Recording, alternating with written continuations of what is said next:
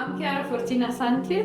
I'm a family therapist and I have been practicing in nature with children, families and groups for about 8 years.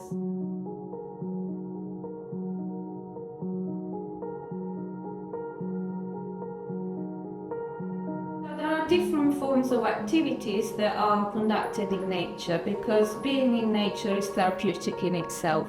I think we all know when we are in nature and we really giving us permission to slow down and to sit maybe on a slope or under a tree, how good we feel.